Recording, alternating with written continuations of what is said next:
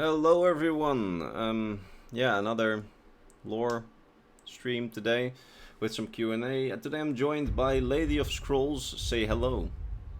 Uh, hi. It's That cool to be on a live stream, so I'm excited. well, I'm not. Oh Just no. kidding.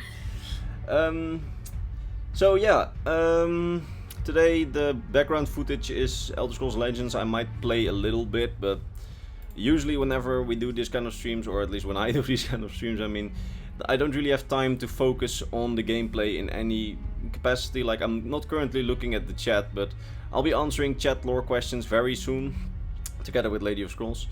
And I'm just noticing right now that unfortunately the chat thing isn't working, so I'm gonna try to fix that first. Alright, the chat is now once again working on the stream, if I'm correct. So, yeah. That said, we will be answering lore questions, I think for about an hour, maybe hour and a half, depends on how things go. So yeah, I'd say let's commence with the lore questions, and then we'll answer them, or at least to the best of our capacity. I held Yeah. a poll. I held a poll earlier on the channel asking if someone should be on the stream, and there was an overwhelming yes. So yeah, today I'm joined by my friend. Yay. I'm So excited. So yeah, let me just adjust a little bit something on the stream. All right, let's see. First question that I see is, could Elder Scrolls 6 be a game as a service? So that means you pay monthly to play. What do you think the chances are of that?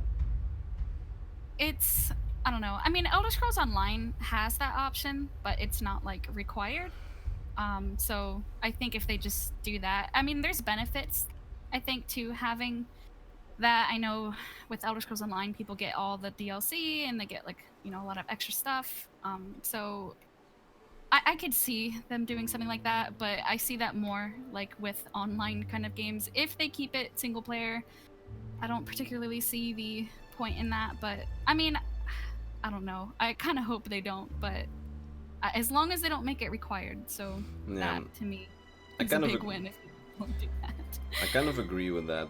I see a Yeah. question by Zirian the Gamer. How many Longhouse Emperors were there? From the top of my head, there were 3 of them. I don't know if you have anything to comment on that. If you do, then just tell me. But that was just a really quick question that I had the answer straight in my head for. So Yeah, I'm not sure. yeah. The Longhouse, like, is that just mean the longest running emperors? Or... No, the Longhouse Emperors were the emperors that reigned during the just before the Interregnum. No, during the Interregnum in Elder Scrolls Online, and just before the events of Elder Scrolls Online. Like, the last Longhouse Emperor was the one that was ousted by Varen Aquilarius, and then Varen basically let everything go to shit with his whole Amulet of Kings questline. Yeah, I haven't played I mean, I've played Elder Scrolls Online, but I haven't played too much into the main quests or just kind of the bigger picture kind of quests. So yeah, I don't really have too much to say on it. Yeah. But yeah. I agree. Gabriel the Obsessive asks to both of us, what's your favorite realm of Oblivion? Mine's probably Maroon's, Dagon's. Oh yeah. I just did a video on like kind of like the greater realms and the lesser realms and stuff, but I think of the greater realms, I like Azura's Moonshadow. I just love like the kind of like Silver City flowers and like pretty kind of aesthetic that it has. I also like Nocturnals. I just love like the gloominess of it. And then like of lesser planes, I think I like that's a hard one. I like the Gorge. That's like where it kind of splits between Boethiah's and Clavicus Vile's realm. I love that too. It's really cool. So yeah. I don't know. There's so many good ones. Yeah, I mean, especially when you just did a video on like a lot of them, and there's a lot of cool ones. Someone asked, and there's always like so many too. So someone asked me if Elder Scrolls Legends is worth playing for the lore, and I know that you haven't played it, but I've played through at least the main questline and Dark Brotherhood questline, and I think it's pretty worth it if you like this sort of gameplay. But if you don't really like the kind of gameplay that comes with online card games, I think you'd better just watch like the movies online, so the different cutscenes online. Yeah, there's like cutscenes. Yeah, because I've watched those.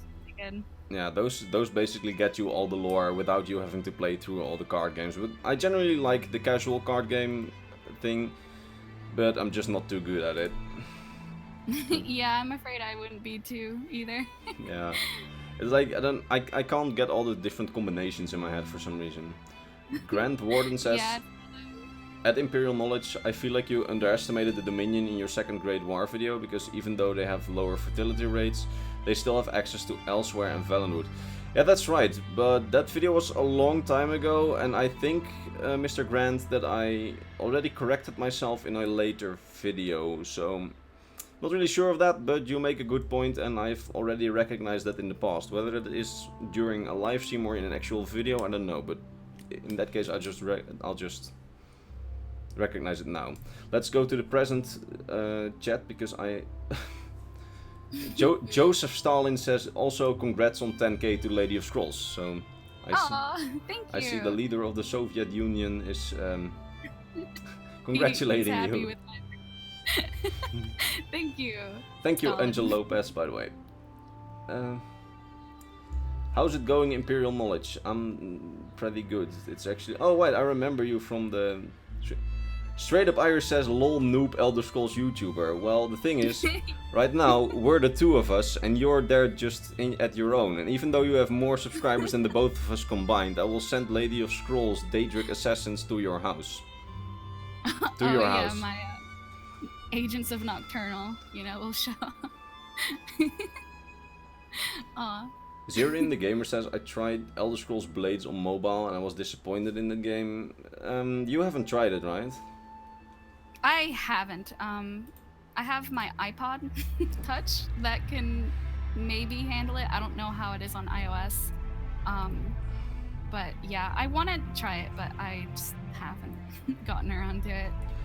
Yeah, I don't know, I've played some of it, but even my pretty recent phone has terrible frame drops, which basically just prevented me from going any further in the game. So that's why there haven't been any Blades lore videos, simply because the frame drops just prevent me from. Like, I'm currently in a level with like the Thalmor and they shoot lightning at me, and the fact they shoot lightning at me makes my phone just scream for mercy and makes it so that my screen just freezes, and then like 10 seconds later I see just a screen where it says, you died, bitch. So there isn't really... Yeah, that's kind of what I'm scared of too. I'm afraid I'll get it and then be like, yeah, I'm gonna play it, cool, and then like just open it and my like internal temperature just reaches like 100 degrees. Yeah. So yeah, I don't know. Hesitant. Angel Lopez, sorry for cutting you off. I'm sorry. What? Oh no, you're good. What if the Dragonborn went for the throne? I already like the Imperial throne, and I already voiced my opinion on it that I don't think he would get recognized. But I wonder what your view on it is, since I've told the people what my view on this is like multiple times, but I don't think they've heard your view. So tell me. Yeah. I don't know. I thought about it before because I'm like, he's Dragonborn. I feel like he, obviously, Titus Mead was killed and there needs to be someone. If they didn't have someone already, I would say, oh yeah, the Dragonborn would be great. But then there's a lot of horrible things that the Dragonborn may or may not have done. So there's that.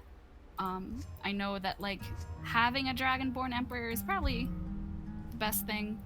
But I don't know, like I think just given the amount of bad options you can choose in the game to do, I think that it just wouldn't I agree. Plus, be possible to have a player character become a major character in future lore, Yeah, I also have to say that, the Dragonborn in all respects, like, what you said is true, that the Dragonborn can do so many bad things that it would just make him not like a great emperor, but at the same time, I don't think even if he would, that he would get recognized, because being Dragonborn is no longer required as an emperor. Like, it used to be required pre-Oblivion, but now it's just it's just simply peripheral. Like, if you are it, like, sure, it'll give you prestige, but you're not like a great political leader or anything like that, so I doubt that he would get recognized.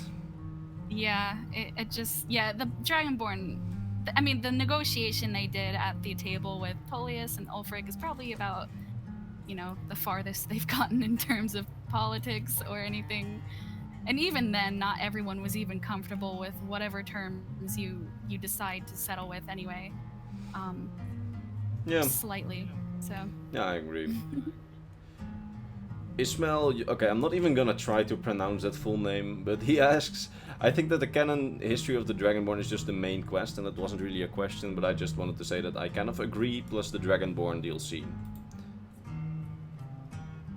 Yeah, like, I mean, at the end of the Dragonborn DLC, I guess when Elder Scrolls 6 comes, we'll see what kind of happened to the Dragonborn, like with the Nerevarine. We know they went to Akavir with, you know, the hero of Cyrodiil. We know they're pretty much Sheogorath now. So I think once Elder Scrolls 6 comes, I guess we'll see what happened to the Dragonborn. You know, they could have become the future servant of Hermaeus Mora, or just gotten forgotten in time. So it's hard to say. Yeah, it's hard to say indeed, but yeah, I agree. By the way, Mr. Straight Up Irish,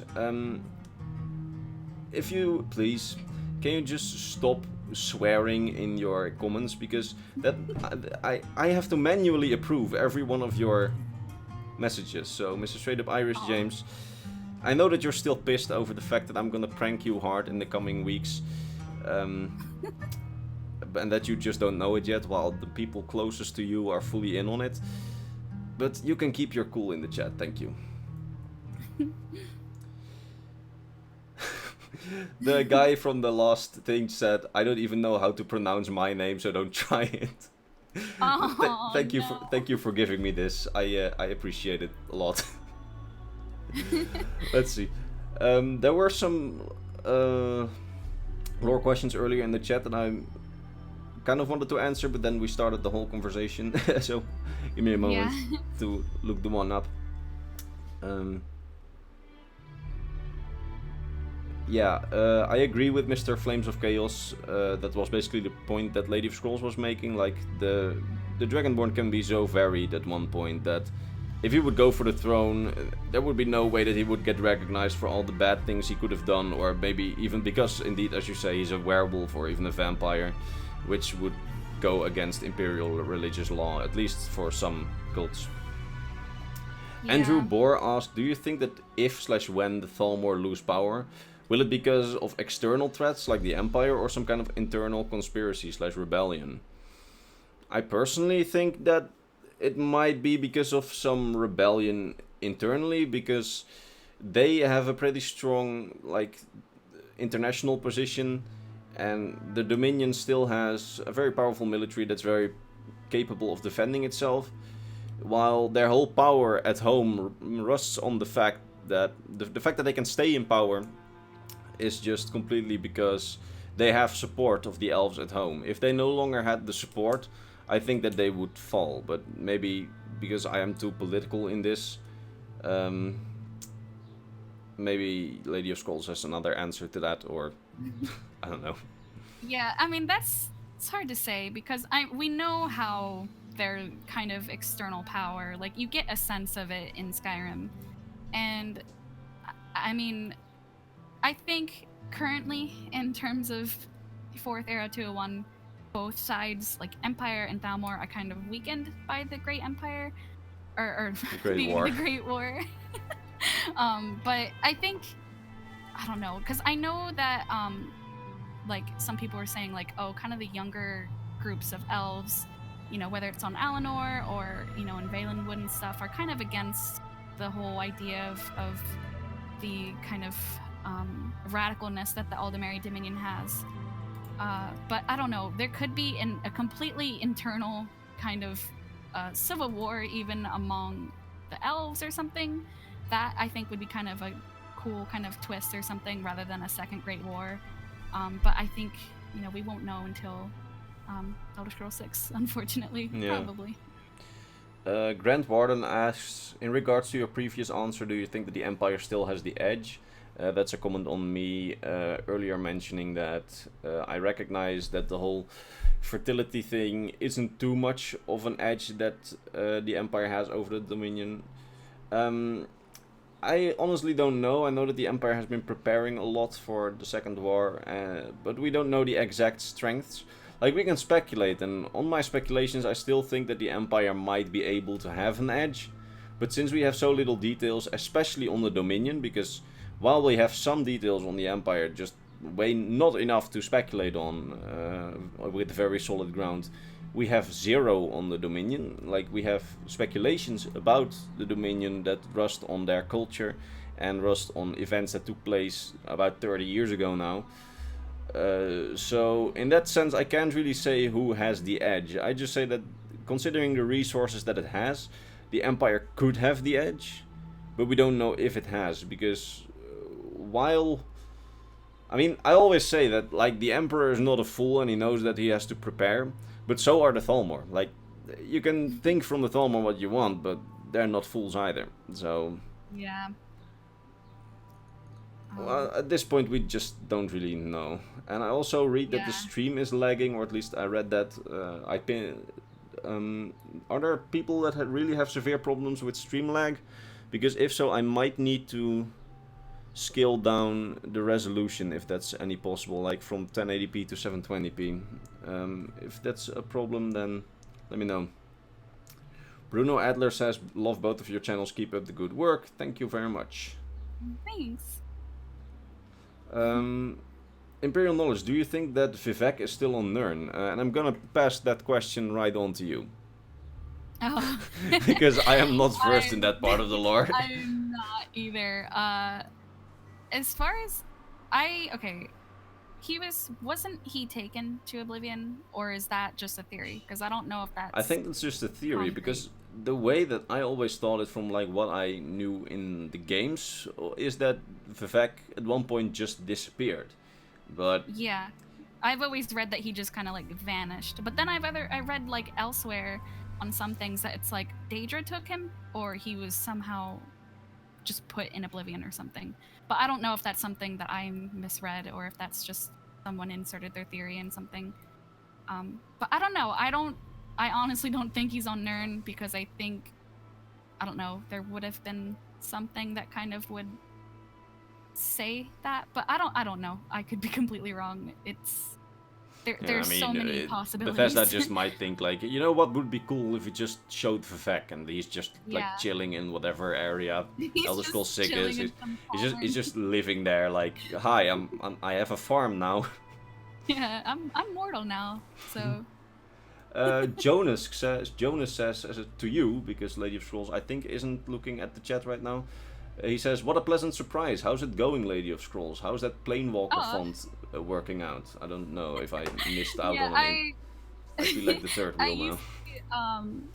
In my kind of older videos, I mean, they're really not that old, but kind of in my earlier videos, I used Papyrus font, and I used it because I was like, that's what I had, and it was the closest thing to like just kind of like ancient looking font. And then someone had commented, they were like, oh, I suggest using this font.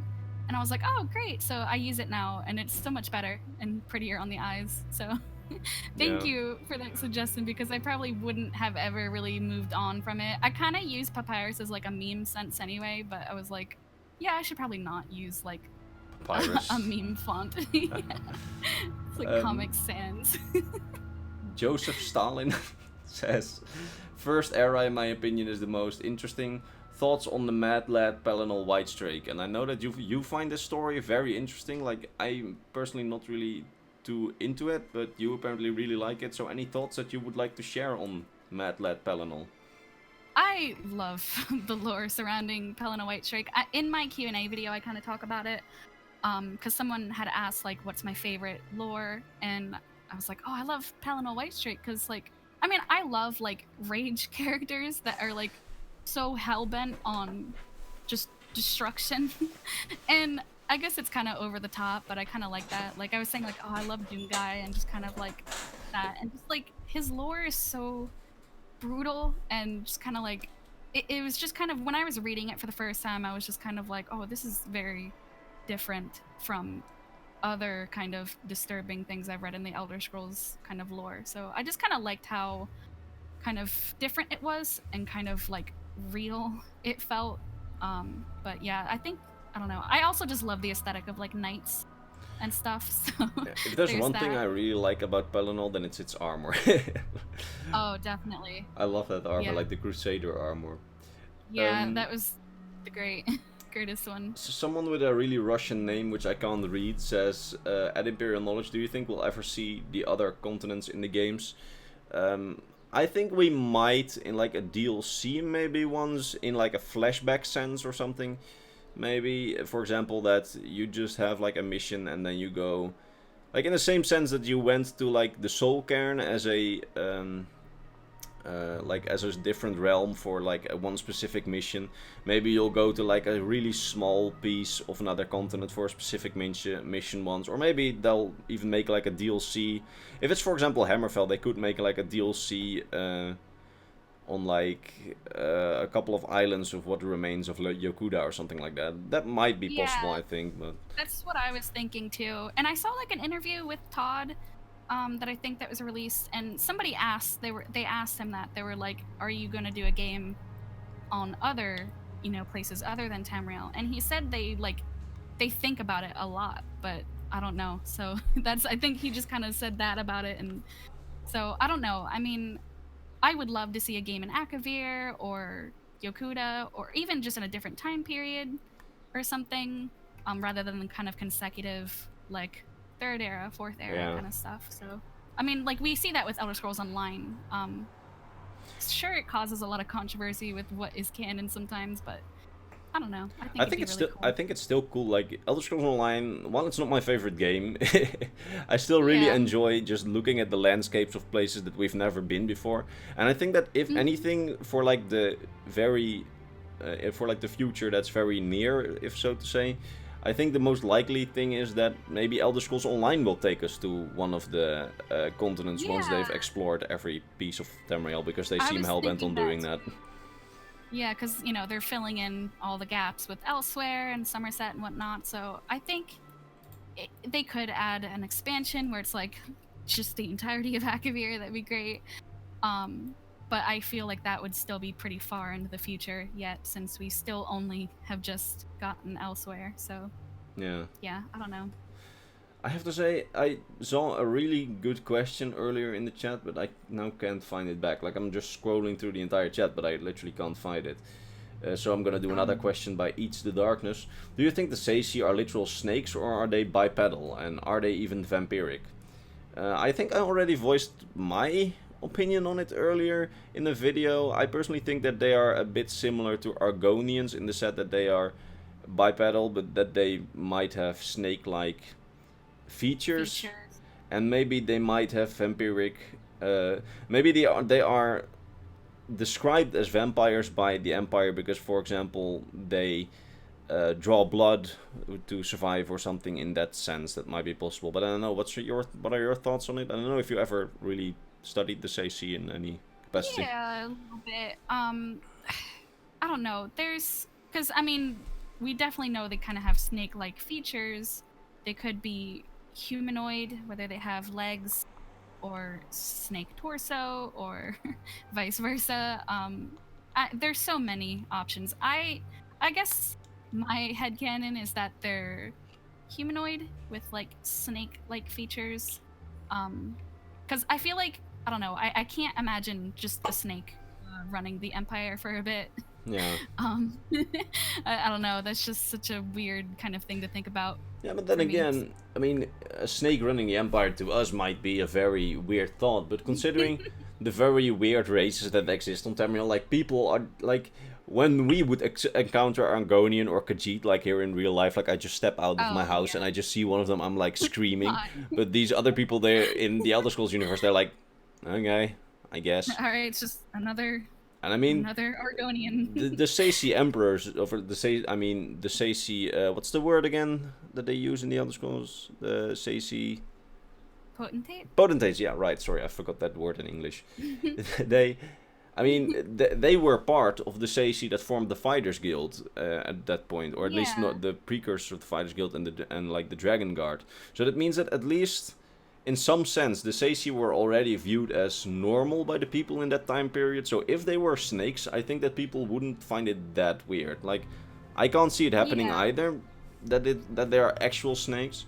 But if they are, then the Seisi must have been so far normalized around Tamriel that, I mean, they might just find it normal, the people of Tamriel, and they would be like, I guess we have a snake emperor now. I mean, what could go wrong? Yeah.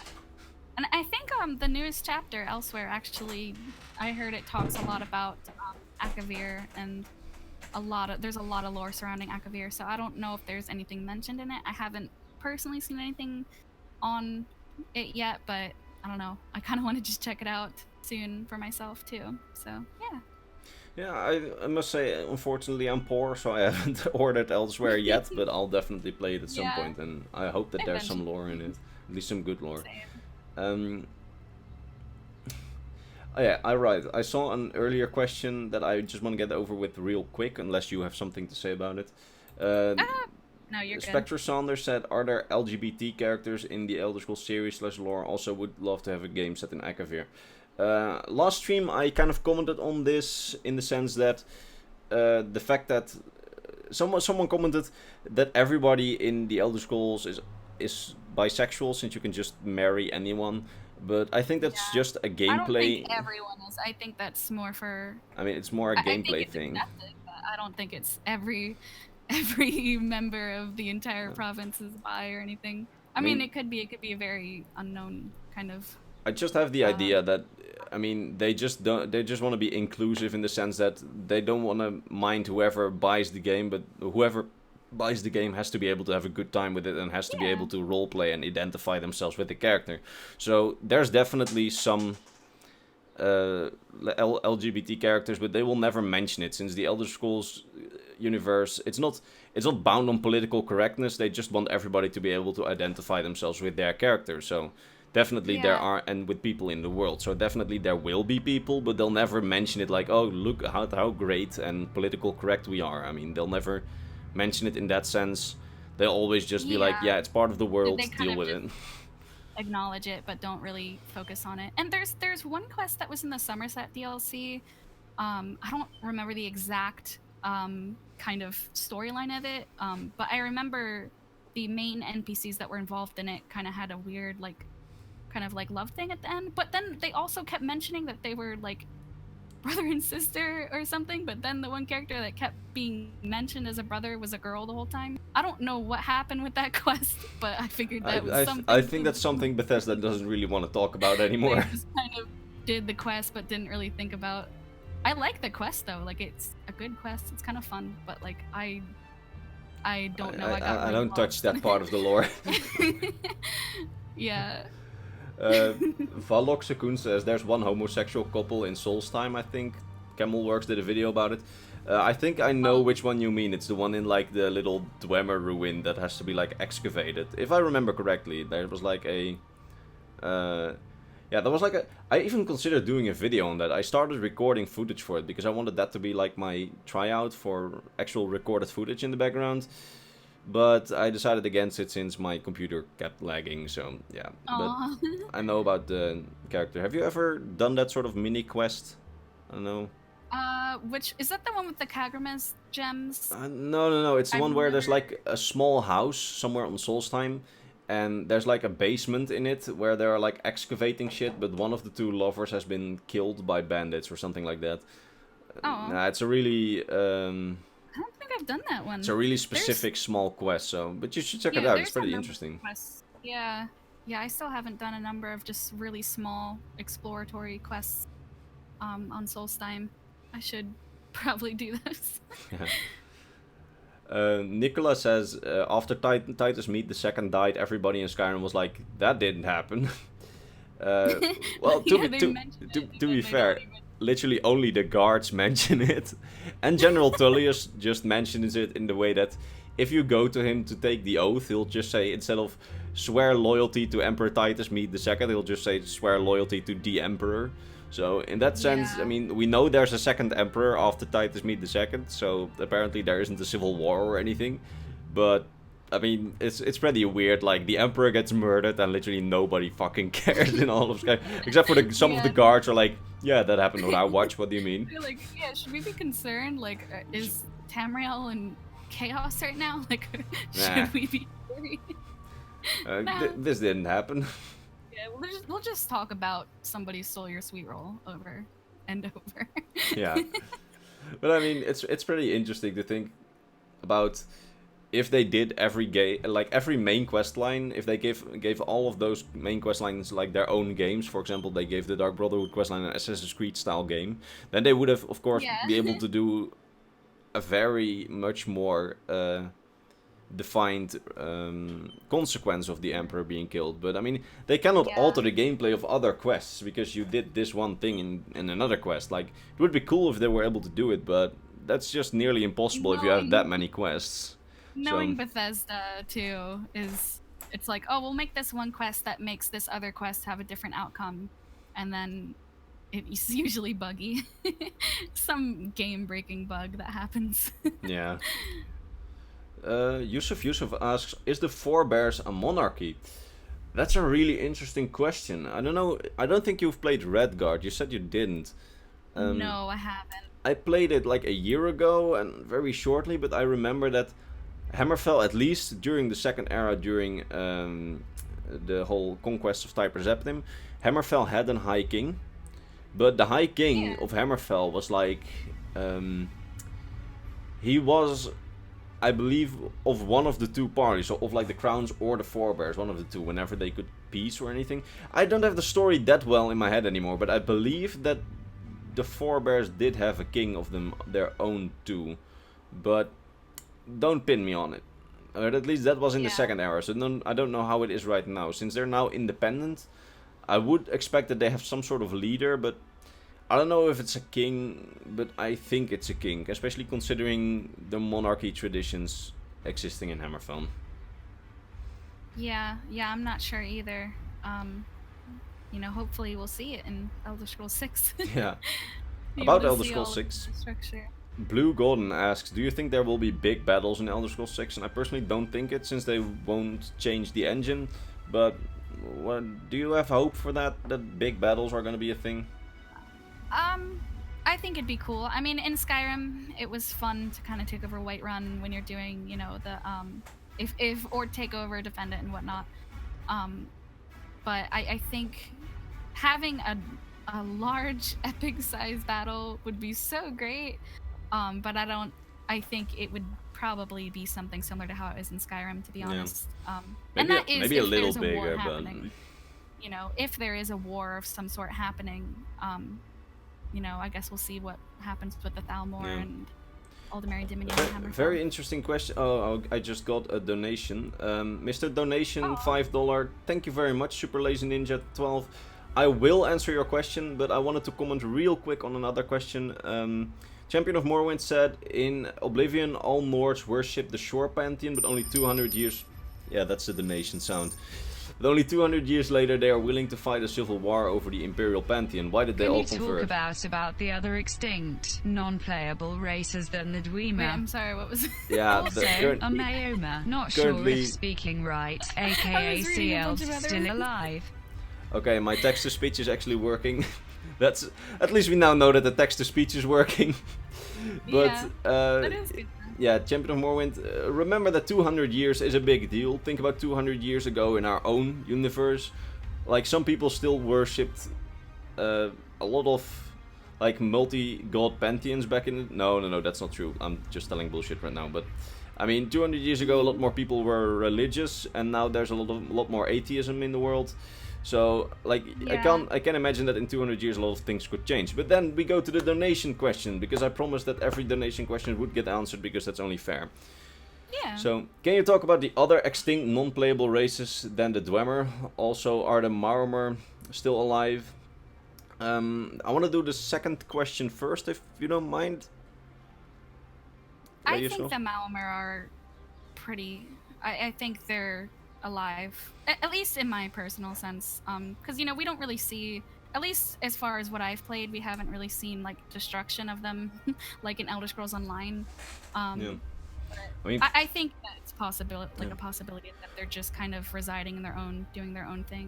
I mean, we know that they've basically been what's the word? They've been taken.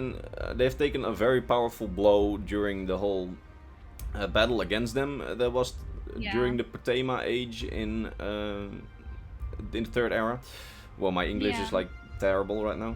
But remember that they're probably not completely wiped out. I think that they are still alive on their own continent.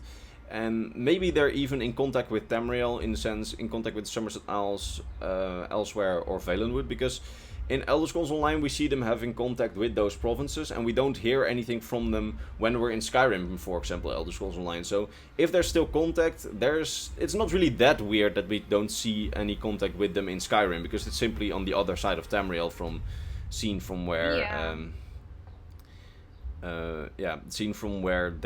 their continent is, geographically speaking. And then he asked, can you talk about the other extinct non-playable races other than the Dwemer?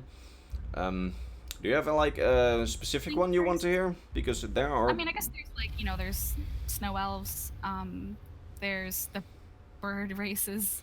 There's the bird races of Cyrodiil that were apparently a thing. And then there's also the Lilmoth in Black Marsh. Which were like fox-like, Khajiit-like race thingies. Yeah. We don't know too much about them, but there's some lore on them, and there's even a city named after them on where they used to live in Black Marsh, in Lilmoth.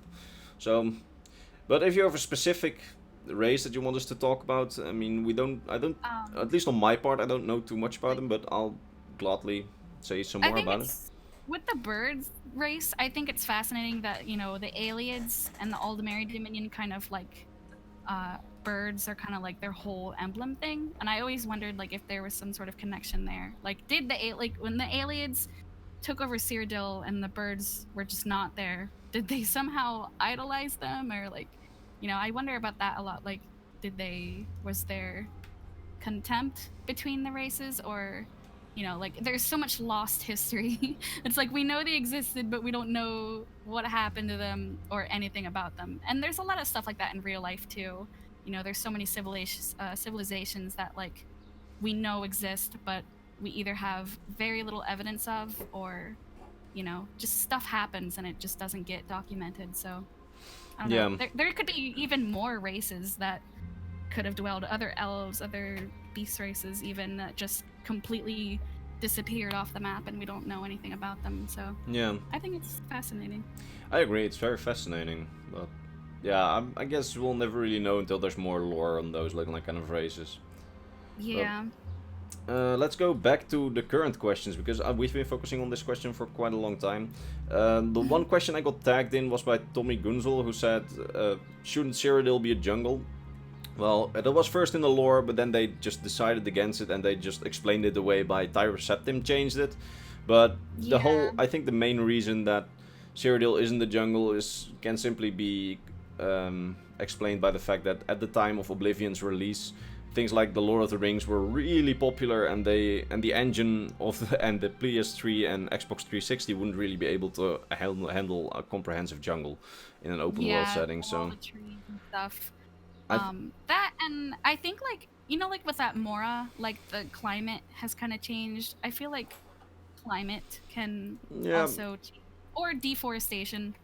I mean, that building might giant cities be the case, but the whole fact about Cyrodiil being a jungle, it was just completely wiped from the lore ever since Oblivion. Yeah. So I don't think that like if it was still in the lore of that being true in like the first era and second era, then sure. But the thing is that even in Elder Scrolls Online, it was completely wiped, and Cyrodiil was just modeled after Oblivion. Yeah. So I think that you have to look at more practical reasons other than lore reasons, because in the Elder Scrolls universe there are unfortunately lore inconsistencies. So yeah, this is just one of the many.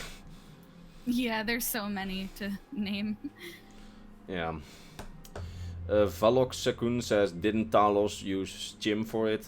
Yeah, that's the basic explanation that the most people give to it. Like, we have to explain away the lore inconsistencies in some way, and that's the most used explanation. Let's see, I saw a question that I really wanted to comment like really quickly on. Like, if you want to say something on it, go ahead, but I want to comment on it really quickly. Yeah. Evolved Tyrant asks, are there feminists in Tamriel? And to be fair, again, going back to the whole LGBT thing, Bethesda just wants you to be able to experience the game and identify with your character in whatever way you see fit, and just in whatever way you want without compromising the gameplay for you, which means that in the Elder Scrolls universe there is no inequality between men and women. I mean, the way that happened in, for example, yeah, our own universe in the past, and according to some, like, this is not a political stream, so I'm just not gonna comment on the current status on it. Like, whatever I say, there's people who are gonna be disagreeing with me, but Yeah. I mean there's stuff like orcs. Like, orcs are kind of like that. I mean, they're not very, like, women-hating, but they're very, like, I don't know, like, and then there's a lot of orc women that, like, tend to, like, leave strongholds or go off on their own. But I don't really see it more of, like, an activism kind of thing. I see it more of just, like, just story, and I don't know. Yeah, I'm not really sure. I think in most cases they just, everything is just equal in the Elder Scrolls universe, simply for the fact that they want you to be able to experience the full game, whoever you are and whatever you are. Like, there is, of course, like with the Nords and with the Dominion, and even within the Empire itself, there's some like racism against Nords and Dunmer and stuff. Yeah. But that's not limiting people from gameplay. That's just making it so that there's a relatively non-controversial like thing being for some quests, like the drive behind it, but there's no serious, like, at least in terms of gender, there's simply no mention of it because they don't want to be controversial. They don't want to introduce that in the games and stuff in that sense. I have to agree with Mr. Alex in the chat. Can we please stop with the political questions, because we don't really want this stream to get political in any sense. Yeah. Do you know what happened to the Minotaur after the death of the son of Alesia? I personally don't know it, but maybe you know. I think I was reading about it recently. I forget exactly what happened. I think after Morahouse died, and his son, I think the Minotaurs just kind of lost their like, I want to say intelligence. I don't know.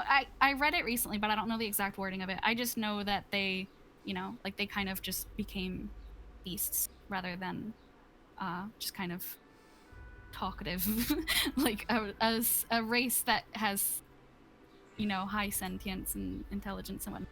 Yeah. But yeah, I think it was after the end of both Morehouse and Belharza that it had kind of seized for the Minotaurs. I think you're right on that. Baphomet asks, was there ever some sort of democracy on Tamriel? And I already commented on this in the previous stream and in my video Democracy on Tamriel, because I get asked this question for some reason quite a lot. I don't know if you want to say anything about it. If not, then I'll just give my quick explanation. No, I don't know too heavily on the politics of Tamriel, other than the basics, to be honest. But in terms of democracy, there never has been like a true democracy. The only democracies that we see in Tamriel are, for example, in small towns, when there's just one person that's just recognized by everybody as like, oh yeah, that guy should just represent us. That's the only thing you could sort of see as democracy, even though it really isn't. In that sense, it's just legitimized leadership. And a lot of people will point to the Elder Council saying, look, that's a sort of parliament. But the thing is that the Elder Council, it's like the Roman Senate, in the sense that those are appointed people that are appointed because of their wealth and influence.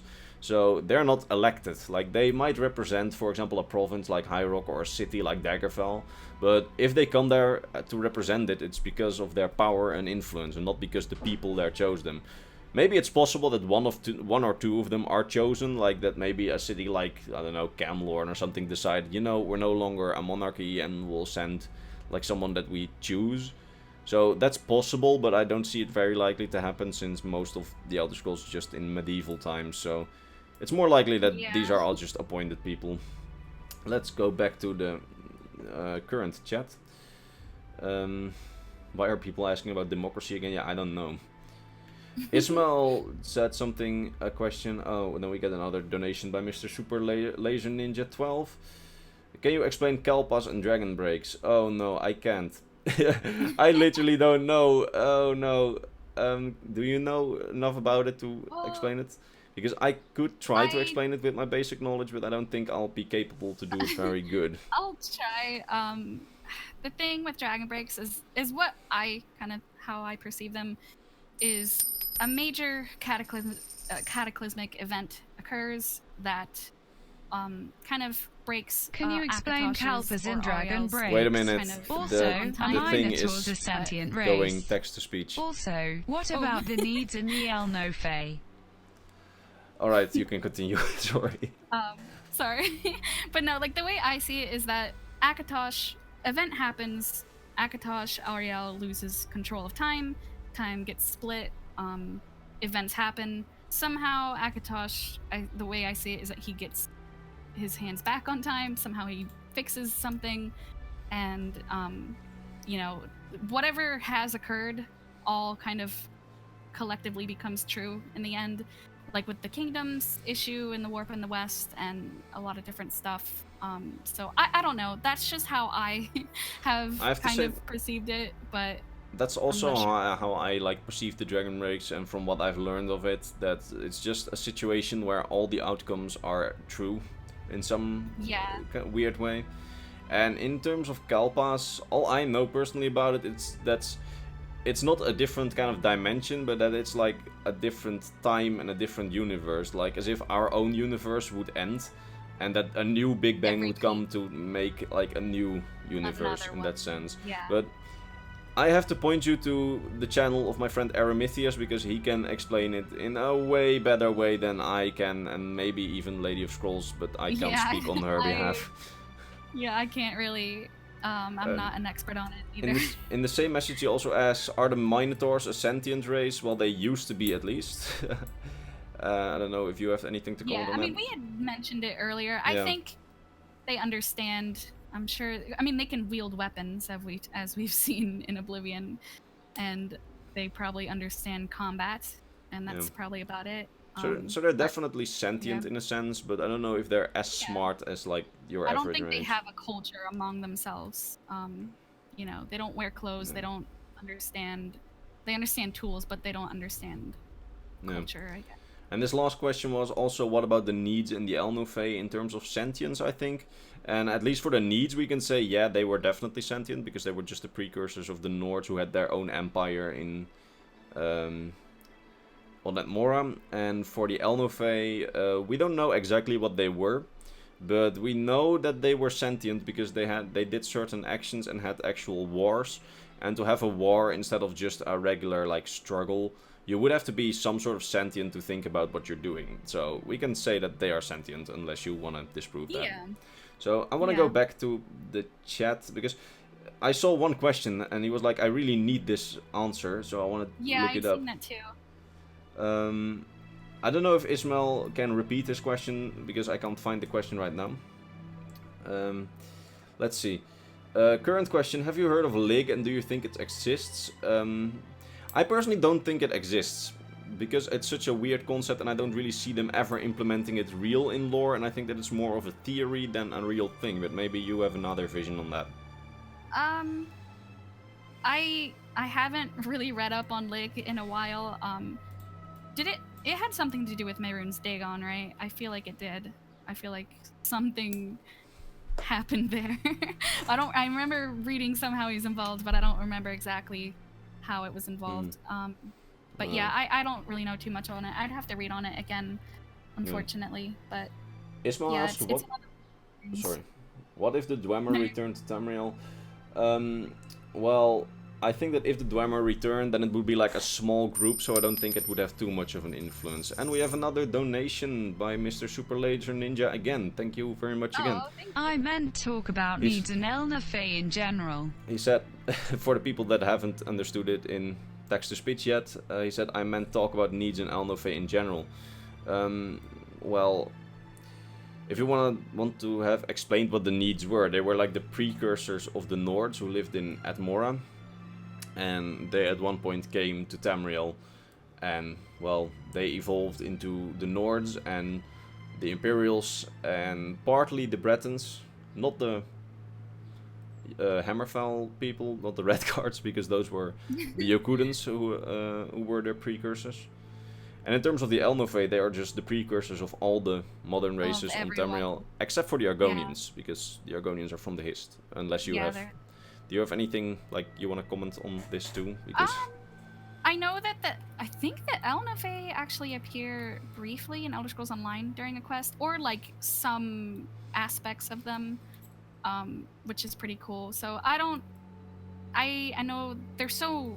We know the Elnofey had a huge significance on Tamriel, and so did the Needs, but unfortunately, they're not really around anymore, so we can't really, talk about it. But I'm sure that a lot of different cultures, whether it's humans, elves and such, their culture can still probably be seen in a lot of the different cultures across Tamriel.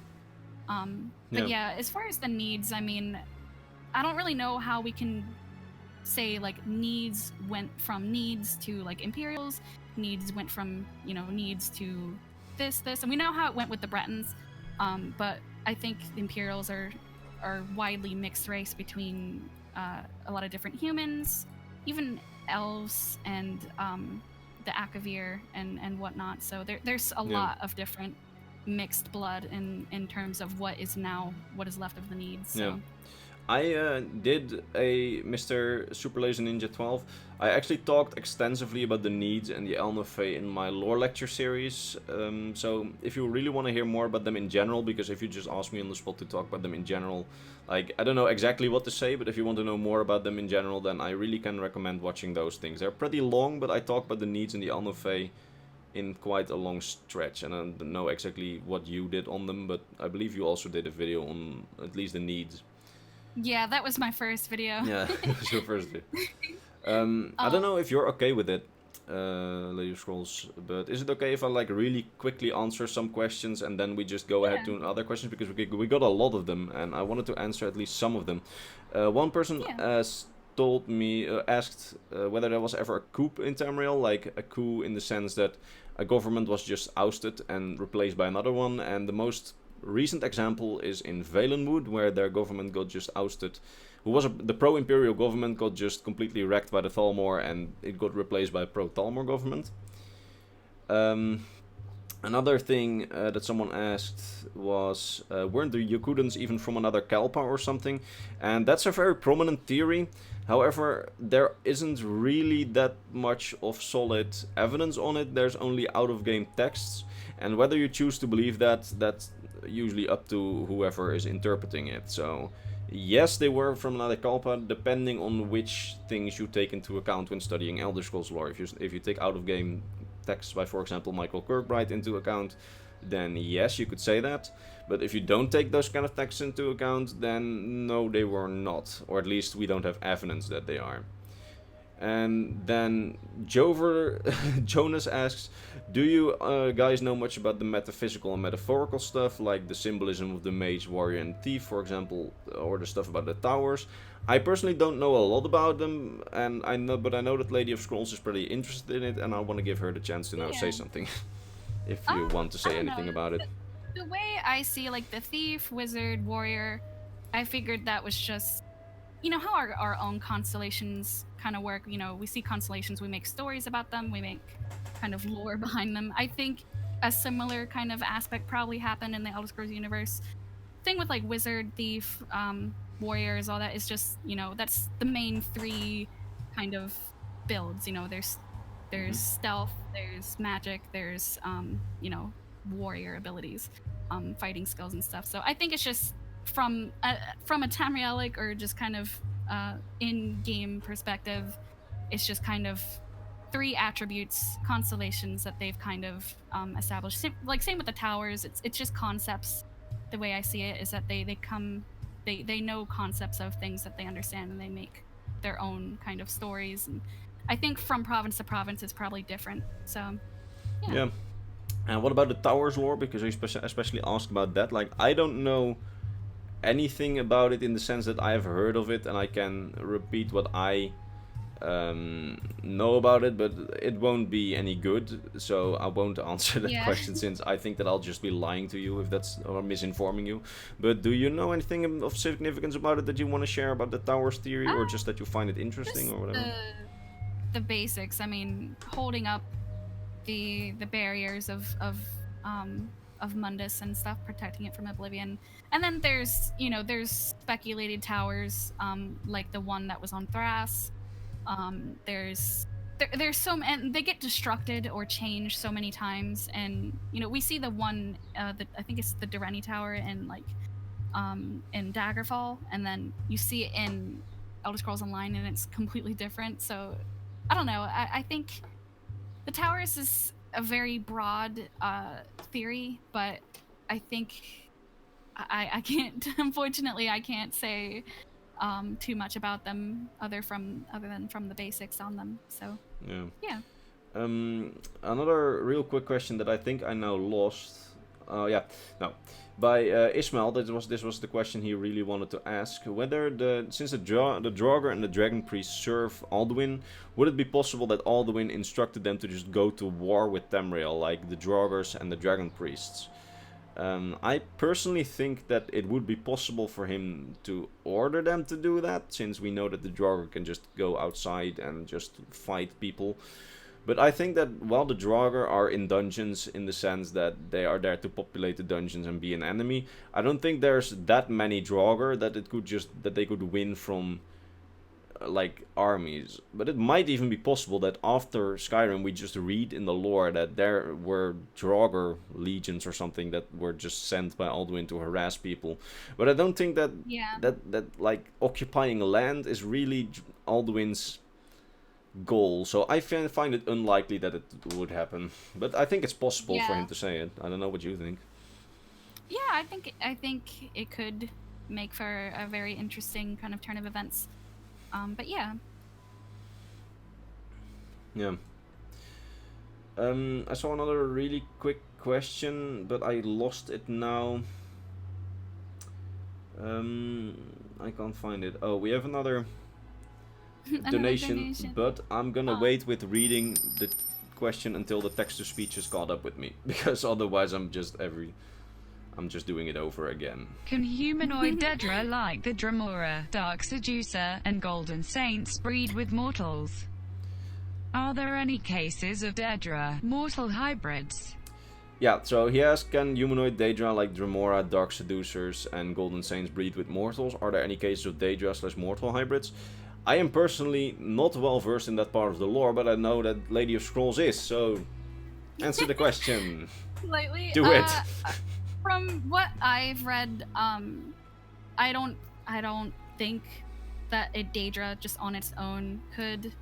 I know that there's a demi prince like Fanuit Hen, and I know that there's I think there's a lot of stuff that Michael Kirkbride kind of wrote with Vivek, like where like Azura, like, or I don't know if it was Azura, or I forget. Wasn't it exactly Molag Bal? Was it Molag Bal? I think it was. I don't know. I think I'm it, not came from an versed in egg that. or something, and yeah, that one is very lost on me. But I know that like I think Molag Bal even has, you know, he makes his vampires. However, that kind of whole thing happens. There's stuff like I think Molag Bal even has. I think he has a daughter, doesn't he? That's like a Twilight, a winged Twilight, I think. I remember reading that somewhere. I don't know if that was just like a tale or something, or like written in terms of like a book that's on in the games, but I don't know. That I think is a very fascinating concept, but I can't think of firsthand evidence. I have to say unfortunately. that I have to go with some of the comments that are currently going about it. Like, I think that Daedra are able to have relations with a human to some extent, like with what we see with, for example, Molag Bal and vampires, that he can corrupt people with like that, and I think that smaller Daedra are able to do that too. But I think that in terms of breeding, it wouldn't really be possible, simply for the fact that since they are from different realms, their entire like organ system would be so different, and their reproductional system would be so different, that breeding, I Yeah. think, wouldn't be possible unless a Daedric prince would create a lesser Daedra that's exactly the same as, for example, a human. If they did that, maybe it would be possible, maybe, but I don't quite know. I can't think of any first-hand evidence though, unfortunately. Valok Sakun says Umaril was a half-elf born of an elite mother and divine father, as like a reaction to this question. And while I have to say that that's an interesting thought, I think that it was more of... I think that is more of a propaganda thing by Umaril than something that could really happen. But maybe you have to say something else about that, since we have generally different visions on that kind of thing. I don't know. I kind of feel the same about it. Like, I feel like, you know, that's kind of how they kind of advertise Umaril. I don't know. I could be completely wrong. But, because, I mean, he gets slain twice. But, I mean, it does bring up the question with, like, his mortality as well. Just because, like, Pelennor killed him, and the Champion of Cyrodiil did. So it's like... No, I think it's just like a case which is a bit the same with like the Egyptian pharaohs who claim to be like the iteration of a god. Like, I have to be really careful because my girlfriend studies Egyptology, so if I'm not gonna say much on it, because if I say something wrong, I'm gonna hear that for like the coming 5 months. Oh, no. But but they just basically said that to legitimize their rule, and I think that with Umaril that could be a similar case, but yeah, I feel that quite the same about it. But yeah, I don't know. We've seen all kinds of strange kind of entities within the lore, so it's hard to really say. Yeah, I agree. Oh fuck, that went very wrong. I just dropped my I just dropped my glass for some reason. That wasn't really the best thing I've ever done, I think. Very wrong. Oh fuck. This went very wrong. Alright, let's get back to it. Yusuf says 27 likes, 12 dislikes. Oh, we have so many dislikes, that's sad. Aww. I am very sad now. Oh well. That's alright.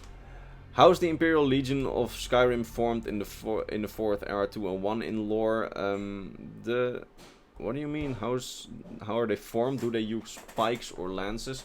Well, we don't know much on their exact strategies, but we do know that they have similar formations to Romans in a sense. So, in that case, we don't know much about their exact lore formations, unfortunately. We know that they used to have formations in the sense that the Romans did, like they made shield walls, and I expect them to still do that, but yeah. I don't know if you know anything about it, but I certainly don't know anything beyond that. Then I see Razor Shell asking, is the Imga race extinct? So those are like the sort of dumb monkeys living in they're like the gorilla apes. Valenwood. Obsessive culture. Yeah.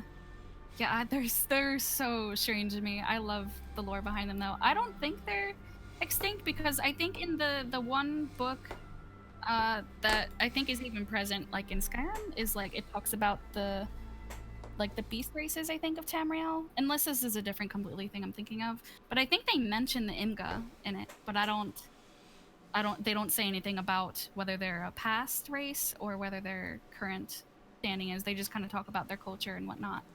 I just think it's so weird how they like obsess over like Altmer though. Like they dress up and try, and it's weird because they live in Valenwood. So it's like, why? But I guess they just kind of see the refined culture of Altmer, and they're like, it's really strange. I just remember it's a reading really about strange it, race, but it's so weird. I don't think there's anything concrete on them being extinct or non-extinct, unfortunately. So we don't know too much about it.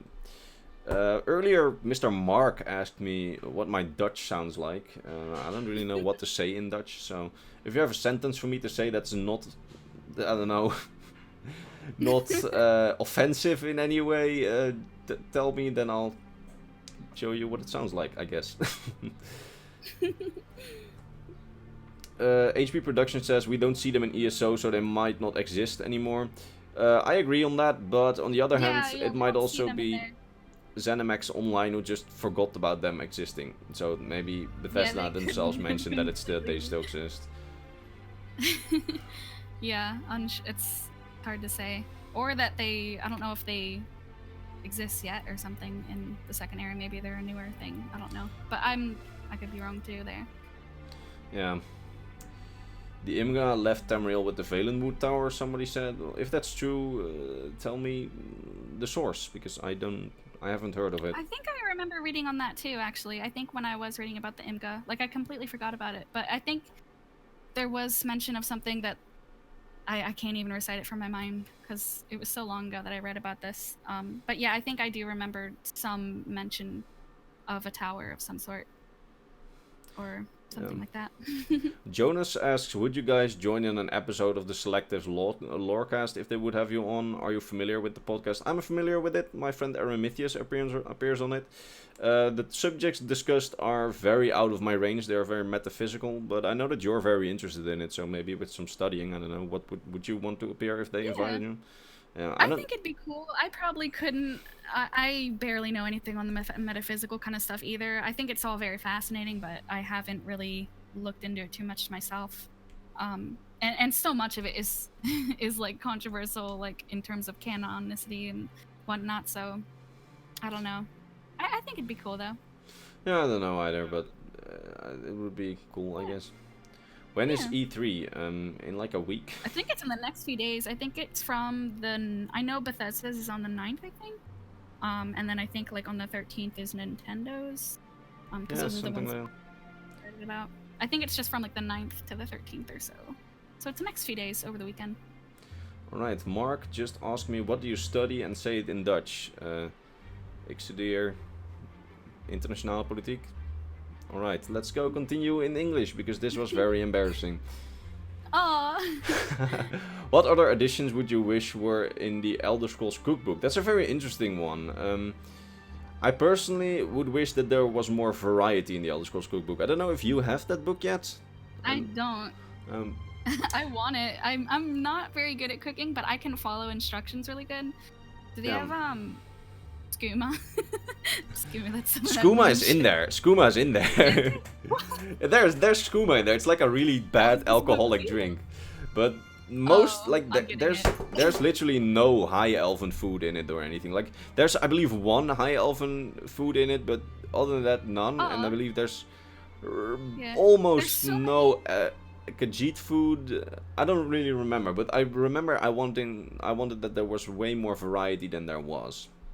Yeah, I think that would be cool. That'd be fun to just make it on your own, you know? Just look at the recipes on ESO and then make it from there. PUBG Mobile Gaming is asking me in Dutch whether I believe in Allah, but I have to say that I'm not answering any political or religious or any social questions on this stream. It's just for Elder Scrolls. And we have another donation by Mr. Super Laser Ninja 12 again. Aww, thank you very much, but there's a lot of donation, man. You shouldn't waste all the money on us. Like we really appreciate it though, but it's very I really appreciate it, but it's like, dude, shouldn't you buy a game or something? But the question, let's wait for the text-to-speech to end. Yeah, the text-to-speech is gonna come any minute now. I should really turn this off. What do you think about the theory of Pelennor being a time traveler? Also, is the Ebony Warrior connected to Obonalm, and why did he want to go to? Do you think Flaska is lore-friendly? Okay, so he asked 3 questions, and I'm gonna direct the first one to you, because I've already answered the question multiple times in my videos. It's, what do you think about the theory of Pelennor being a time traveler? The way I see it, if he is a time traveler, I don't see it as in like, oh, futuristic robot, computer technology kind of thing. The way I see it is if he is a time traveler, maybe he's another, you know, like the whole Shazarine kind of avatar of Wiccan kind of stuff from the future. It could, I know Michael Kirkbride kind of talks about it. I don't know if it's really mentioned much in the game. I don't think they included a lot of his stuff on it. But I think our perception of time travel, how we see it kind of in our own world, is kind of different how I see it in kind of a timeline that the Elder Scrolls kind of has it. So I don't know. I can't really say if he is or isn't. I know a lot of people are like with the whole cyborg thing and his arm, kind of shooting like lasers basically. I love that, but we can't really. I can't really say much about it because we don't know anything about the future other than what Michael Kirkbride has written, like in the 5th era kind of stuff in Coda. So I can't really say too much about where Pelinal even comes from, other than Shazarine stuff. But yeah. Yeah. All right. And his second question was also: is the Ebony Warrior connected to Ebonarm, and why did he want to go to Sovngarde? I think I have a pretty good theory on it. What about you? I honestly didn't even take that into account. I think the way I thought of it is that Ebonarm was more of a Yokuden pantheon kind of thing, because I know it's mentioned a lot in Daggerfall, or a Breton pantheon kind of thing. I think some people were saying it's a Kalpa thing. He's from a Kalpa kind of stuff, because they've kind of retconned him from the games. Yeah. But yeah, I don't know. I think it might be a nod. Bethesda might have just kind of like, oh, let's include this guy to kind of have people speculate. But I don't know. Yeah, I think that's if they had any other intention around it. That's at least part of the Ebony Warrior's design idea. Like, let's nod towards the Ebonarm thing by just making him all ebony and making him a Redguard. In terms of why he wants to go to Sovngarde, I really wouldn't know. I personally think it's because he's been... Like, he hears about... If he's just a random guy, and if there isn't any conspiracy around it, but he's just like a strong warrior, I just think that he heard about Sovngarde and was like, hey, I want to go there because it sounds cool and I'm just done with life. But really, and the Dragonborn went there too, so maybe he wants to outdo him or something. But like, the Ebony Warrior is just a complete mystery to us, and we can't really say anything concrete on him other than speculation. Yeah, I think it'd be fascinating though if there was some sort of connection to Ebonarm, or because Ebonarm isn't mentioned in any other game other than in Daggerfall, and maybe some of the other older ones. But yeah, I don't know. it's really cool though. And final question: do you think Falskar is lore friendly? Have you played it? Yeah, I have. I played it when I first got Skyrim, and I first kind of started installing mods. I don't think I finished it, but I played a lot of it.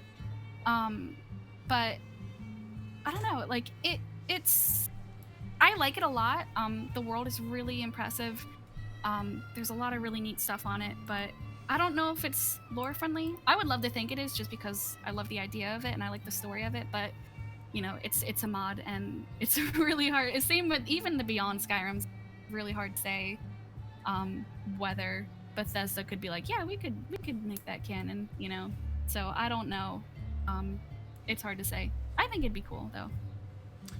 Yeah, I don't know about it too much. I played it like in my early Skyrim days because I'm not really playing a lot of story mods anymore to not get canon and non-canon confused in my head. Yeah. But for as far as I remember, it was as lore friendly as it could be, like as lore friendly as a fan-made mod could be, in the sense that they just made a completely different island and just had the entire story revolve around that island.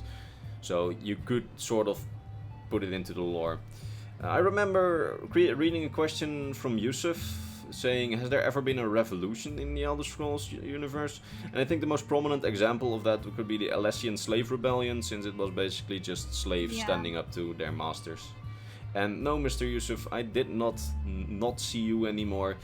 There was just really a lot of messages, and I tried to answer some of people that haven't been answered yet. So I'm sorry for making you feel like I ignored you. I didn't. I saw everything. Okay, that's basically ignoring. I'm sorry. Oh. I'm sorry for that. Yeah. Mr. Valok Sakun says, I'm on the Beyond Skyrim Iliac Bay team. Well, congratulations for you. Must be very cool. Like, I like the Beyond Skyrim world. What's your function in the team? I'm wondering. Well, the Stormcloaks didn't have protests and strikes. No, but I mean, protests and strikes are basically the new sort of like modern way to. I guess protests have always been there, but especially strikes are something that's really a thing of like the more modern eras in human history. Rather, like protests. I don't really know how to explain this in English, but like protests, the Stormcloaks probably have had those. Like, it's pretty logical that the people would protest on the streets after the White Gold Concordat. But strikes are really something of like the modern eras and not really something of medieval eras, because yeah, that's just something that we only see in our current culture. Yeah. No, I was with Mr. Yusuf says, no, I was with your channel since like 10k, and like the last stream you didn't even know me. You have to know that I get a lot of comments, and I must say that if I ever answered your comment, well, I'm sorry, but there's a lot of people commenting. I'm sorry. Like, I really appreciate the fact that you've been subscribed for a long time, but I can't really remember everyone. I'm sorry, okay? I can't remember 10,000 people. I want to, but I can't. But I can. But I do really appreciate your support, though. Yeah. Evolved Tyrant says, are Bretons a mix of Nords and Altmer? Well, they are more of a mix between between Needs and Aldmer with a D. So the original elves before they evolved into the races that we know now. Unless you have something else to say about that. I mean, there could be a mixture of Nords in it, but I think it's primarily Needs and Altmer, a mixture of all that. And so I think, you know, now they're kind of their own exclusive. Yeah. They've evolved kind of so much and reproduced so much that they're not human or elf at this point. I think they're, you know, half elf basically. Yeah. My personal argument against them not being Nords in any way is because we at one point read a book about, in the Elder Scrolls lore, we read a book about the Nords going on like a conquest, and once they came to High Rock, they found the Nords themselves found this weird race that was slightly human, and that was apparently the Bretons.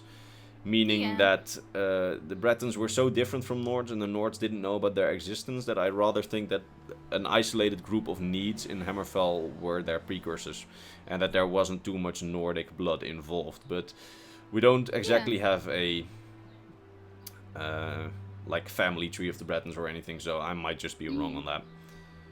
Yeah. Valak Sakun answered my question, by the way. I appreciate for answering the question, but I can't really go into it any further. That's pretty cool, though, that you're on the team. Yeah. Let's see. Bruno Adler asked, at Imperial Knowledge, do you play the games in English? Yes, I do. The only good other translation that I might be able to play is a German translation, but I speak better English than German, because my German is just terrible. I can talk on a very basic level German, but other than that, absolutely not. Yeah. Let's see. Next question. But with the Stormcloaks, it isn't like Syria or Sudan. Wasn't it like Moth Priests? Oh yeah, this is about the evidence of protests in the Elder Scrolls universe. I know that there's really evidence of protests. You could say that, for example, let me think about this.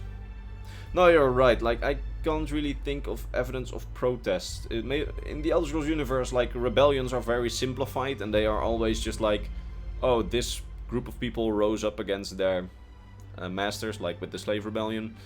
We don't really know about protests, but logically, some people must have protested, for example, at their local cities. But I have to give you this one, that there isn't really any evidence, or at least non-evidence that I'm aware of. So, try. Guy Hasselhoff asks, hoe bereik ik Chim? Well, that's translated to English, because from now this point on I will only answer the English questions. It's how do I achieve Chim, and it's definitely not talking Dutch. Let's see. Did you catch my previous question about mixing lore from different views or of different cultures, and the example I gave? I did not catch your question, Jonas, so ask it again, because this is a very vague statement. HyperLol says, really good content, both of you. Thank you very much. How would you feel about an alien invasion of Nirn, maybe by the Zetans from Fallout? I don't know what I would think about that. I wouldn't really like it. I don't know about you. That is a very interesting idea. That's really cool. I haven't played too much of the Fallout games, so I can't really say. But I know, as far as aliens, though, I know that this might be spoilers, like with the new Elsewhere chapter. I think there's a Khajiit settlement on the moon. I don't know anything about it. I just saw some people on like Reddit talking about it. It's not really alien related, but it kind of just reminded me of it. So I don't know. That's there's something there. All right. Yeah, I don't really know anything about it. I've heard about like the moon colonies, but I've never known if they are canon or not. But if they are canon, they have such a small influence on the grand scheme of things that we haven't heard too many about it. Yeah, I don't know. I read it on Reddit, and I didn't want to spoil myself too much, so I was like, oh, I gotta play it for myself to look at this. If it's really there, please tell me. Not in this chat, because then you'll spoil Miss Dumbass here. Yeah, I don't want to spoil anything. I just heard it, and I was like, oh, that reminded me. Hyper Gaming says, awesome content, thank you very much. Let's see, Elven only, they were theorizing, not in Elsewhere. Oh, okay, I don't know what that means. Alright, Jonas repeated his question. What do you think about mixing lore of different cultures, views, and making connections? Like moon sugar being crystallized moonlight and the moons being Lorcan's dead body. From my perspective, I'll let you talk in a minute. I think those kind of theories are very interesting and they could definitely be plausible, like there could be a truth to them. But I'm personally not too much of a fan of them because I see them as overcomplication for no reason. But then again, that it might still be the case and I might be completely wrong. So, yeah, what's your take on it? I don't know. I mean, the Khajiit, they aren't completely immune to like the moon sugar's kind of effects of like insanity. I mean, we know that they get kind of a sugar high from it. I know with other races it's kind of like a little more intense and druggy, but with Lorcan's body thing, I don't know. I like the concept of it, but I feel like, you know, I don't know how his body can really go into the moon's forms. I know that, like, you know, Master, a lot of people are like, oh, Master kind of looks like fleshy almost and like rotting, because I think even in where it is mentioned, they kind of mention that, but I can't really say the same about Secunda. But yeah, I don't know. I don't know if it's even really, like, if it's really even canon or anything. I don't know too much about it. Alright, two really quick things I want to answer before I go to the next things. Unless you, if you want to say something about it, just say stop, I want to say something. Oh, no, you're good. One guy asked, Yokuda was tropical as fuck. Yeah, Yokuda was tropical and had deserts. And then there was one person who said, do you think Elder Scrolls 6 will be more than just Hammerfell? Well, I hope it will, but we can't really say anything about it at this point. And I sort of doubt Todd actually doing it. And Yusuf continued on his protest question by saying, but why would they take arms against the Empire if the Empire never cracked down on protesters? Simply because they disagreed with the Empire's well, signing of the White Gold Concordat, so they were like, okay, we want our independence. And because Bethesda isn't really too keen on apparently really making the Civil War interesting in lore perspective, they never said, hey, there were any protests. It was just, now it's war. Like, that's not how it would go in the real world. But that's basically what they did. HB Productions decided to spoil us anyway and say that he played the Elsewhere DLC and that there's no mention of a Khajiit colony. Well, I don't know if I'm sorry for spoiling you. Lord Cognito fan says, in my opinion, the Elder Scrolls franchise is in the bushes if they don't release it till 2020. Might be. I don't know. Yeah, I'm not sure if we'll even see anything about it in E3, because they got some other titles kind of coming, like with Doom Eternal and whatnot. So I don't know. And they're still so early in development, so they could. Just maybe they give the location, but I don't think we'll see any mechanics or time period or story or anything. So Yeah. I don't know. I could be wrong. They could completely have some huge thing that we don't know about yet. So Yeah. I don't know. I'm excited. Falok Sakun asks, do you know about Zarek Zekron? I do. If yes, what do you think about this explanation of bandits being the original population of Skyrim being suppressed by the Imperial religion? I want to answer this question first, then I'll let you say something about it. Well, I haven't read the theory, so I don't know how well written this theory is or if it makes any sense. But from your short message, I would say that this sounds like one of those overcomplication theories that are just there to make overcomplicated theories. Like, there's no real basis for this theory, and it's just like, you know what, let's make a theory that makes some sense, but isn't really backed up by evidence. And it's not really grounded in that sense. So I haven't seen the video, so Zarek, if you're watching, don't feel offended. Like, it might be a very good theory, but from the short message that I read, it's that. Okay, I missed a whole lot of messages by staying on those 3 questions. Sorry, did you want to say something about that? Oh no, I haven't. I haven't seen it either. So I am very sorry if I missed a lot of questions, and if I missed your question, just ask it again. But I'm gonna try to stay with like the most recent questions now, because I missed a lot of them. Let's see. Why didn't the Empire invade Akavir again until again after Septim V?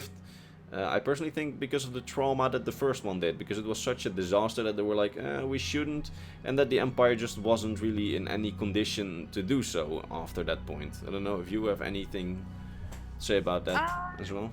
When I was saying earlier about the one interview with Todd, I think he was saying something. They had an idea for when they were making Skyrim. I think they were saying something like Uriel Septim was going to come back from Akavir with like dragons or something, and that was going to be kind of the story.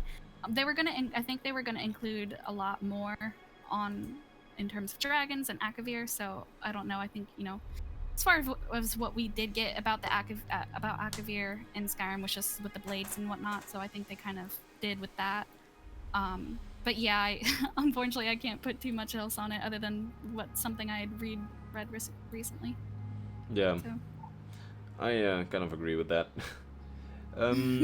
Someone else asked, why are black powder guns limited or non-existent in the Elder Scrolls universe? Just curious. Yeah, we know that guns and cannons exist, but in my view it's more like that it's just more practical to learn magic and to just shoot a fireball. Like, it's just... Yeah, I feel like magic is, you know, there's an endless supply of it coming, you know, from Aetherius, and with black powder and guns, you have to have ammunition and whatnot. I mean, then there's the argument that HB Productions raised in the chat, like, you know, guns don't need training. But I think that that's just the explanation that Bethesda uses for themselves, so they don't have to put in guns and just keep it a medieval game. So I think that part of it could be explained with lore, but the most of it can just be explained with practicality and gameplay, if I have to be honest with you. And then someone else said, I believe it was Yusuf, he asked... Thalmor or Stormcloaks, and from a lore perspective I think the Thalmor are more interesting from a lore perspective, but I wouldn't really want to choose between them in like what I'll support. And I would like to once again ask to please keep the real life politics and real life social issues chat out of this chat. If you want to discuss those kind of things, please, like, ask for each other's Discord or email and just go to town there. But not here, please. Otherwise, I have to mute people, and I don't want to mute people. So, alright, let's see if there's other questions. Evolved Tyrant asked, legitimate question. Are there any records of people raping other people in Tamriel? Molag Bal. Almost at the same time. Yeah, Molag Bal. Yeah. I'm sure it's a crime that happens just as it does in real life, just because, you know, we have Sanguine, we have Debella, and we have a lot of different stuff that does center around stuff like that, but I don't know why they would include it in games other than like with the Molag Bal kind of thing and vampires.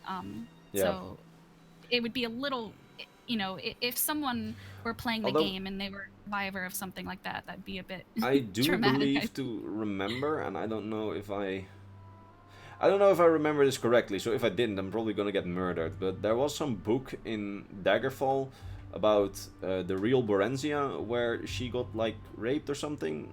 I don't know exactly how that worked.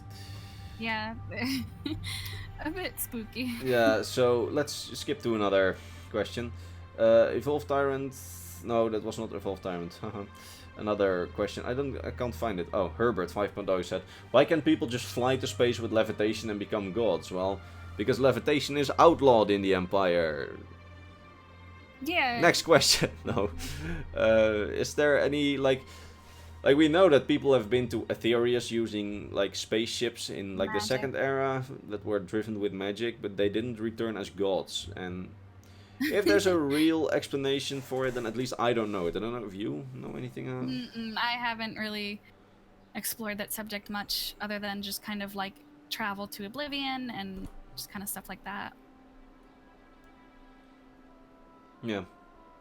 Alright, Patrick asks, where do you think the Dwemer went, or do you think all but one just disappeared? Because the latter is, if the latter is true, wouldn't he disappear? I don't think being in Oblivion would save you. Well, apparently it does, and if there's... At least I don't really have any theories on this. I don't know if you do.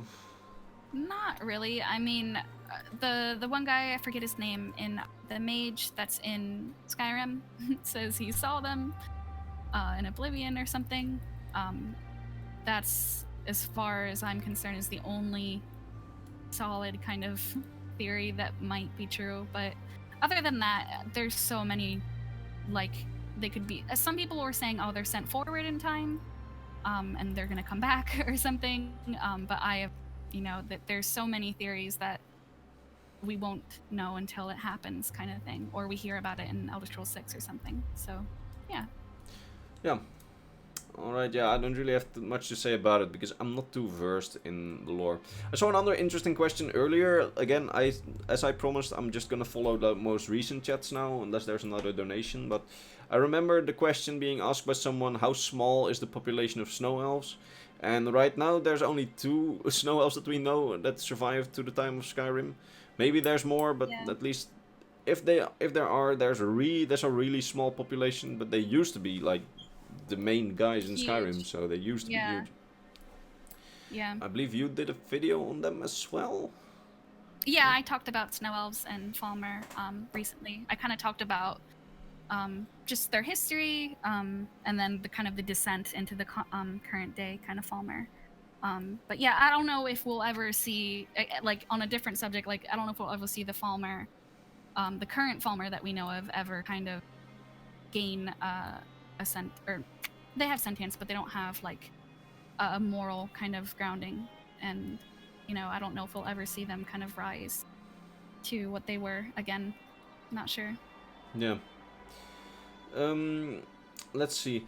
How about we answer a couple more questions and then we call it quits, because currently my water is empty and yeah. Alright, Guy Hazelhoff comes in with @Imperial Knowledge. Do you think the Falmer can turn back into snow elves if they maybe start crawling out of their caves and develop sight again, etc.? And then Ismail asked, what if the Falmer evolve? And I think that's almost the same question, I think. But yeah. yeah, I don't know, you having done a video on the snow elves quite recently, what are your thoughts on it? Because I've been talking a lot of time. Can you rephrase the question again? Sorry. He asks whether basically the gist of it is, can the Falmer evolve back? So can they regain their sight, etc. And can they become cultured again? That's basically the 2 separate questions, unless I have I think it's possible. I think because I know like one kind of conflict that was in Skyrim was that Falmer were kind of coming to the surface, and they have such an animosity kind of towards the surface. And I think even talking to some NPCs about it, they're kind of like what if there's like a war between the underground, because there's so many Falmer. I think it would be such a very difficult thing to kind of, reconcile with them and make amends somehow, or let them kind of see the light in some way. But yeah, I can't say for sure. I think it'd be something that would have to happen very length of time with a lot of care and attention to it. So I don't know. I think a lot of people in Skyrim and Tamriel are kind of oblivious to it as well too. Yeah, I think so too. But I know that at least Paladin Galabor, he said that the Falmer are starting to get a bit more advanced, meaning that maybe one day they could get cultured again. But in terms of regaining their sight, I don't think they will ever evolve to that point again. But they might become Unless at least sort of some cultured magic again. of some sort. Yeah. Yeah, it's possible. They could just be a blind kind of peaceful race or something. That would be cool. But it's hard to say. Yeah, indeed. Let's see if I can see another interesting question.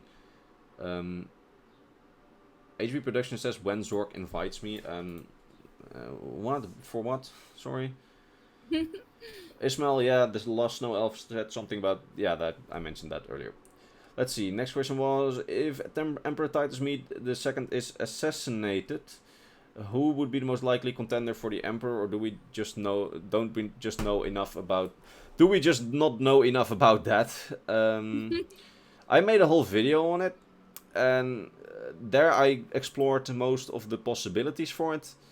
I had pretty good feedback on that, so I'd recommend watching that, since it's a quite broad explanation and I want to be able to answer some more questions now.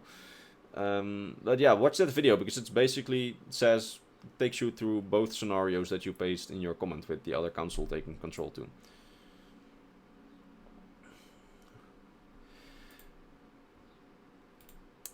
Let's see. Hypergaming says you guys are great, thank you very much. Jonas says, how do you view the different creation myths? Do you see one as canon, a mix of them, or none at all?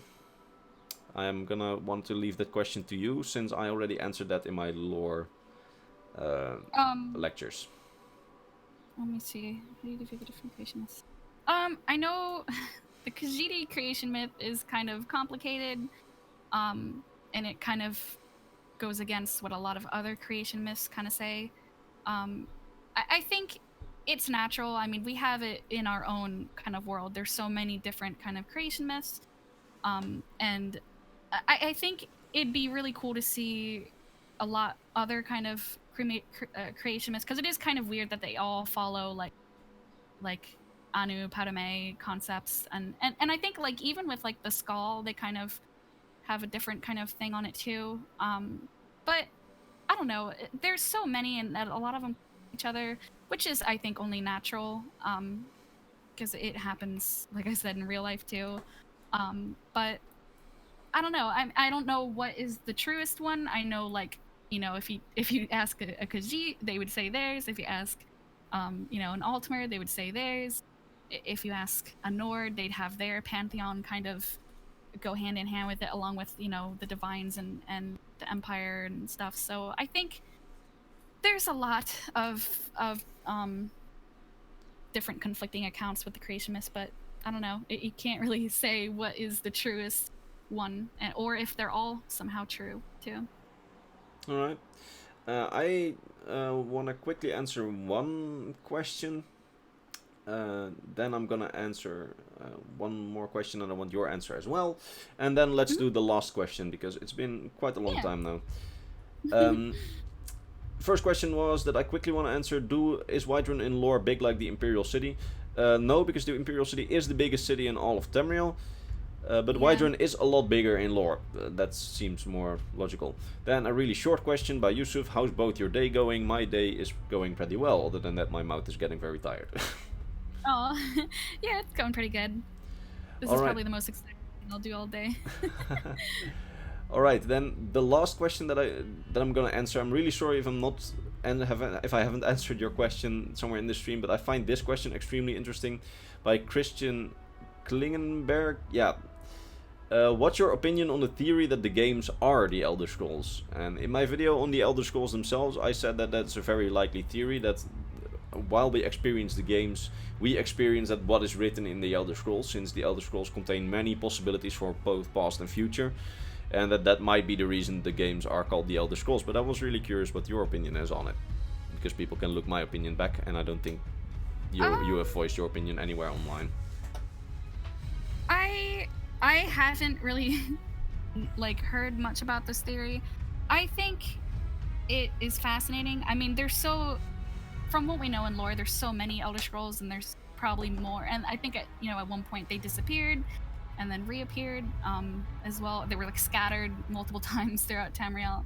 But I don't know. I mean, it's all very fascinating, but it you have to account in so much for that. So I don't know. I mean, it's really cool to think about, but I personally I don't even see it like that. I usually just see it as, how they're delivered and how they present themselves firsthand. So I don't know. It's cool though.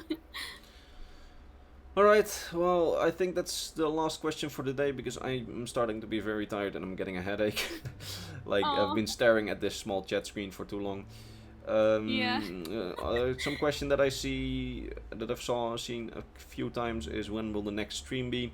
I don't know exactly. I just completely stream at random. Like, this stream was just inspired by the fact that I had the idea to bring someone else on stream, and then I asked that in a poll, and somebody said, I bet LadyOfScrolls, so I messaged her like, hey, you up for it? And she was like, sure. So that's the story behind this stream. Like, I just usually stream very rarely, and the fact that I've streamed twice in the last week is like really special in this case. So yeah, I don't know when it will be, and we will see it later. Somebody else asked what a hint on what you're working on next. Well, you see that tomorrow, because my regular upload schedule is on Thursday these days. Any hint on what you are working on next? Because I think your upload is still longer off than mine. Yeah, my Q&A video was kind of an intermission. I'm thinking I might do a video on Lesia or Lesian order and stuff, because that was a request. But I don't know, I might change my mind. I don't know yet. Alright. Thank you for the concern, Ninja Hub. And Yusuf says, we will miss you, and we will miss both of you. Well, thank you very much. I will also miss the dear people in the stream. And you, of course, Yusuf. What time are you uploading? Usually around 6 p.m. Dutch time, and that's about 12 p.m. American time. And at least like New York time, and then it's about, I don't know, not good in time zones from the top of my head. So yeah, we will see you all in videos, I guess. And everybody have a great night. I will see you later. Bye bye.